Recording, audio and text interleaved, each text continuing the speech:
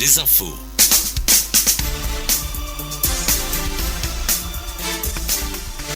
Il est 12h à Maradi, l'heure des informations sur la radio Karkwa. Mesdames et messieurs, bonjour et bienvenue au journal de midi de la radio Karkwa. Ibrata Suzenabou au micro. Au sommaire de ce journal, nous débutons avec l'attaque des bandits armés dans les agences de transfert d'argent constitue un véritable problème et nous allons le détail dans un instant. Titulaire d'un master en gestion de projet, la jeune Aïcha Maman Moutari a fondé à Maradi une entreprise portant des initiales spécialisée dans la transformation des produits locaux à suivre dans un reportage de Mohamed Maman. Au Niger, de nouveaux permis d'exploitation minière octroyés à 2 sociétés de droit nigériennes mises en ligne. Le détail dans ce journal.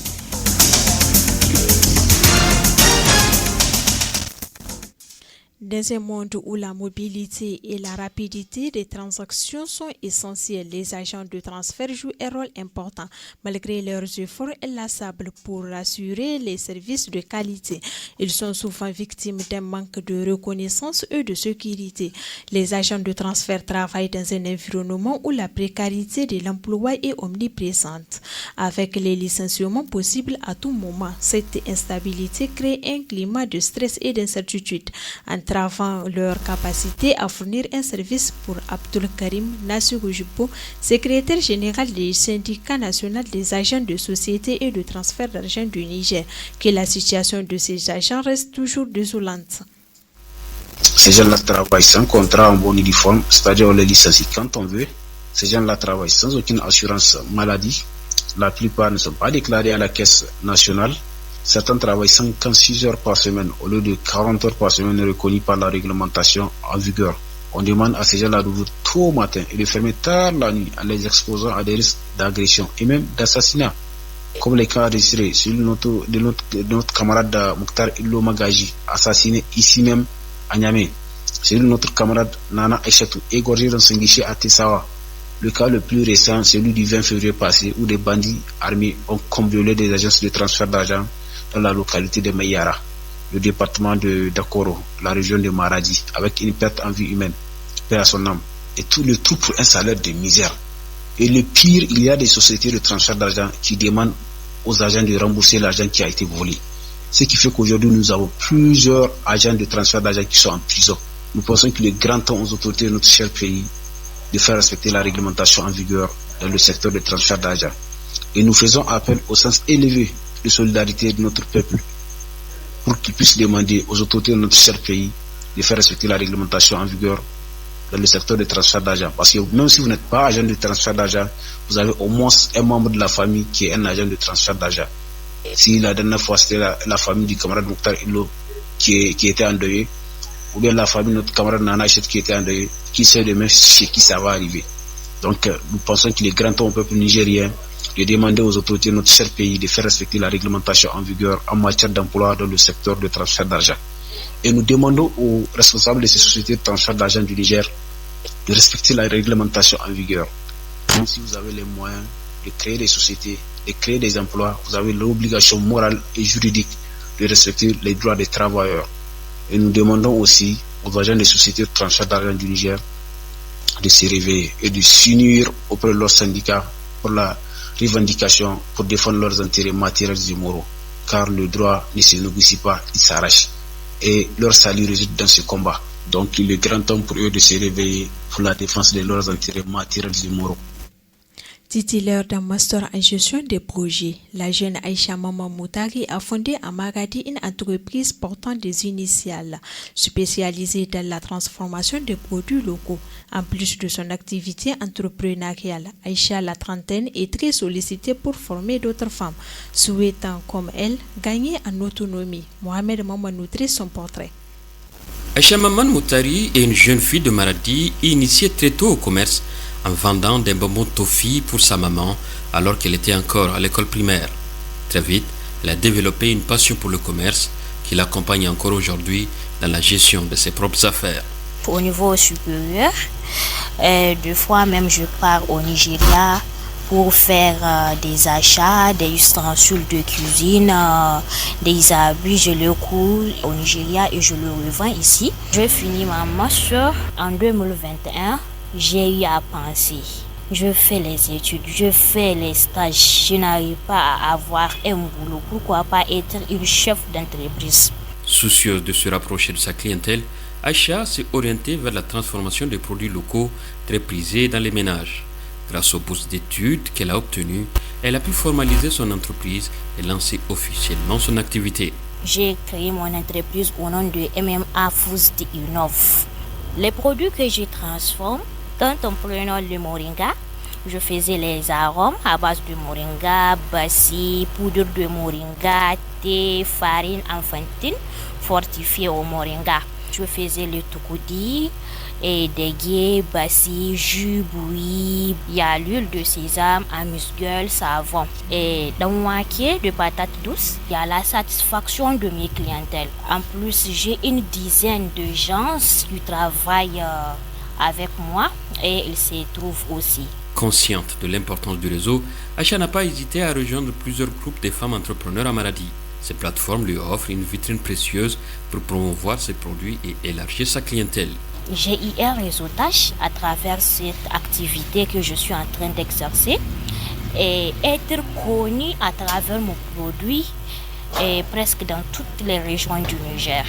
Je vends mes produits en faisant de dépôt-vente dans les supermarchés, dans les hôtels et autres, et en publiant sur les réseaux sociaux. Les difficultés que j'ai eu à rencontrer pendant l'exercice de cette activité, même actuellement, il y a les gens qui n'accordent pas beaucoup l'importance aux produits locaux. L'un des principaux défis qu'elle doit relever est la modernisation de la qualité de ses produits afin de faire face à la concurrence des articles importés.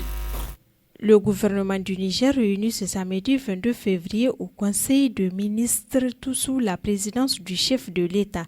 Le général de brigade Abdourahmane Tchani a attribué de nouveaux permis pour exploitation minière à la compagnie minière de l'Aïr, Cominair SA, et la compagnie minière de recherche et d'exploitation Comirex SA, toutes les deux droits nigériens.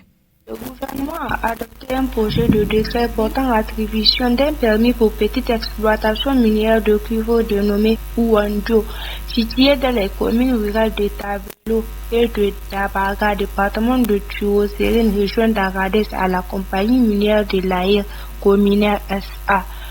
La réunion a par la suite adopté le projet de décret portant attribution d'un permis pour petite exploitation minière d'uranium dénommé Moradi, situé dans la commune rurale de Danet, département d'Arlit, région d'Agadez, à la compagnie minière de recherche de l'exploitation Comirex SA.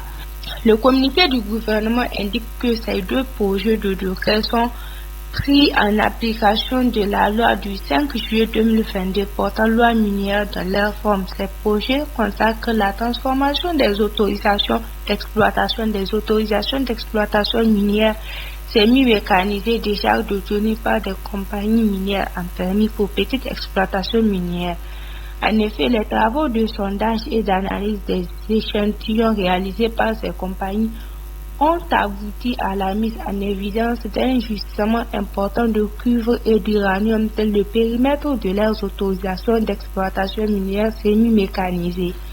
Avec le début de l'exploitation du cuivre, le Niger poursuit son programme de diversification de la production minière et marque son entrée dans le cercle restreint des pays producteurs de ce minerai stratégique, souligne la source. Le gouvernement a précisé que les compagnies titulaires de ces permis sont des sociétés de droit nigérien appartenant à des nationaux et dans lesquelles l'État a un niveau de participation de le capital social de l'ordre de 25% pour la compagnie minière de l'Aïr Cominair SAE, de 40% pour la compagnie minière de recherche de l'exploitation Comirex SA.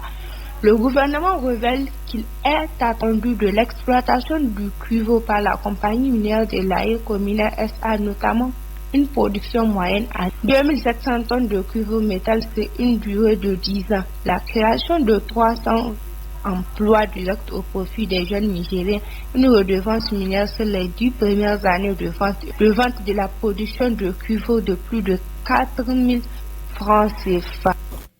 Mahamoud Salah, chef du Front patriotique pour la libération FPL, a été arrêté dimanche matin à Khartoum, dans le sud de la Libye, par la 87e brigade d'intervention rapide de l'armée libyenne.